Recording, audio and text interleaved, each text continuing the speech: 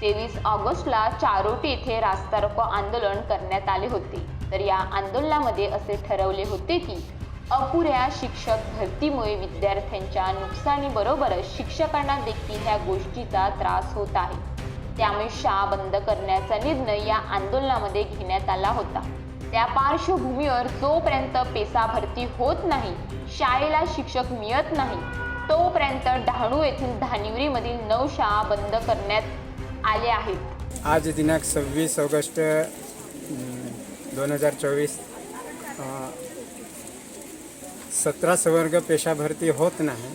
त्याच्यामुळे आमच्या धानिवरी जिल्हा परिषदच्या एकूण 9 शाळा आहेत। 9 शाळेत जवळजवळ म्हणजे 10-12 म्हणजे शिक्षकांची कमी आहे। तर आमचं म्हणणं असं आहे का शाळेला शिक्षक पाहिजेत, त्याच्यामुळे मुलांचं अतोनात नुकसान होत आहे।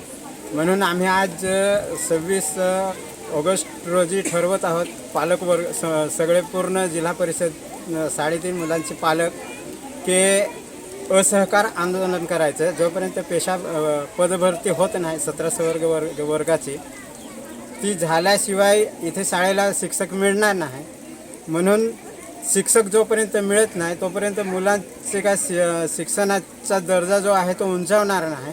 आणि असे पण म्हणजे शाळेत जरी मुलं येतात तरी पण ती काय म्हणजे येतात म्हणून येतात, संध्याकाळी जातात, त्यांचा जे अभ्यासक्रमच होत नाही। कारण शिक्षक वर्ग कमी म्हणजे शिक्षक वृंद कमी असल्यामुळे पहिली ते 10वीपर्यंतच्या मुलांना ते काय शिकवू शकत नाही।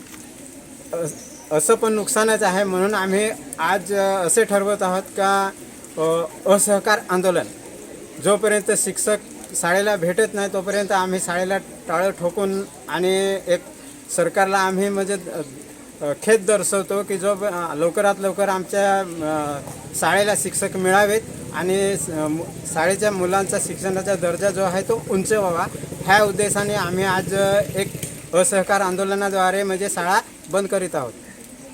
संतोष चौधरी, जिप्पस शाळा धानिवरी येथे शाळा बंद होण्यात आली आहे, कारण की शिक्षक कमी आहे म्हणून इथे टाळा ठोकलेला आहे। शाळेला शिक्षक पाहिजे म्हणून आम्ही शाळा इथे बंद करीत आहोत। शिक्षक नसल्यामुळे विद्यार्थ्यांचे मोठ्या प्रमाणात नुकसान होत आहे। त्या पार्श्वभूमीवर 26 ऑगस्टपासून ह्या शाळा बंद ठेवण्यात आल्या आहेत। 26 ऑगस्टपासून जिल्ह्यातील ग्रामीण भागातील जिल्हा परिषद शाळा बंद आंदोलनास सरपंच, ग्रामपंचायत सदस्य, महिला बचत गट, पालक, विद्यार्थी यांनी शाळा बंद आंदोलन सुरू केले आहे।